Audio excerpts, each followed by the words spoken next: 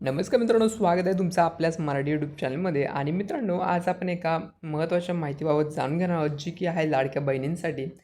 तर मित्रांनो, ज्या कुटुंबाचं आर्थिक उत्पन्न हे 2.5 लाखांपेक्षा कमी आहे, अशा कुटुंबातील महिलांसाठी सरकारने लाडकी बहीण योजना सुरू केली आहे. या योजनेअंतर्गत लाभार्थी महिलांच्या बँक खात्यामध्ये ₹1,500 जमा केले जातात. तर मित्रांनो, ज्या कुटुंबाचं आर्थिक उत्पन्न हे 2.5 लाखांपेक्षा कमी आहे, अशा कुटुंबातील महिलांसाठी सरकारने लाडकी बहीण योजना सुरू केली आहे. या योजनेअंतर्गत दर महिन्याला पात्र लाभार्थी महिलांच्या बँक खात्यामध्ये ₹1,500 जमा करण्यात येत आहेत. परंतु अनेक महिला या पात्र नसताना देखील या योजनेचा लाभ घेत असल्याचं सरकारच्या निदर्शनास आलं होतं. त्यानंतर या योजनेचा लाभ हा फक्त पात्र महिलांनाच मिळावा या उद्देशाने सरकारने या योजनेसाठी KYCची प्रक्रिया लागू केली. आता KYCची मुदत देखील संपली आहे. तर ज्या महिलांनी वेळेत KYC केली नाही किंवा ज्या महिला या योजनेसाठी पात्र ठरल्या त्या महिलांना या योजनेतून वगळण्यात आलं आहे. सरकारी आकडेवारीनुसार तब्बल 80 लाख महिलांना या योजनेतून वगळण्यात आलं आहे. परंतु अशा देखील काही महिला आहेत ज्यांची KYC प्रक्रिया देखील झाली आहे, त्या पात्र देखील आहेत, मात्र त्यांना या योजनेचा लाभ मिळत नाही. अशा महिलांसाठी आता आमदार बच्चू कडू मैदानात उतरणार आहेत.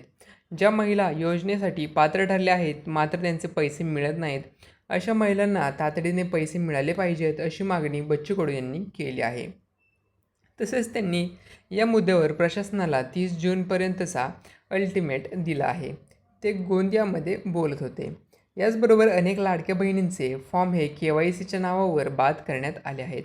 यावर बोलताना शिवसेनेचे मंत्री आणि नेते यांनी सारवासारव करत सांगितले की अनेक ज्या महिला खरोखर पात्र आहेत त्यांचे फॉर्म मंजूर करण्यात आले आहेत. ज्या महिला अपात्र आहेत किंवा ज्यांनी ॲफिडेव्हिट किंवा विविध कारणांनी त्यांना वारंवार मुदतवाढ देऊ नये, त्यांनी आवश्यक ती कागदपत्रे जमा केली नाहीत, अशांचे फॉर्म बाद करण्यात आले आहेत. जे गैरमार्गाने या योजनेचा लाभ घेत होते अशा महिलांचे फॉर्म देखील बाद करण्यात आले आहेत. मात्र सर्व लाडक्या बहिणींना योजनेचा लाभ मिळतच राहणार आहे. यावर बोलताना बच्चू कडू यांनी ज्या महिला पात्र असूनही त्यांना लाभ मिळत नाही अशा महिलांचे फॉर्म लवकरात लवकर मंजूर करावे असं म्हटलं आहे. तसेच त्यांनी यासाठी सरकारला 30 जूनपर्यंतचा अल्टिमेट दिला आहे. त्यानंतर आंदोलनाचा इशारा देण्यात आला आहे. तर मित्रांनो, माहिती आवडली असेल तर कमेंट करून नक्की कळवा आणि अशाच प्रकारच्या माहितीसाठी आपल्या यूट्यूब चॅनलला नक्की सबस्क्राईब करा. तर मित्रांनो, पुन्हा भेटूया आपल्या आणखी एका माहितीपूर्ण व्हिडिओसोबत. तोपर्यंत धन्यवाद.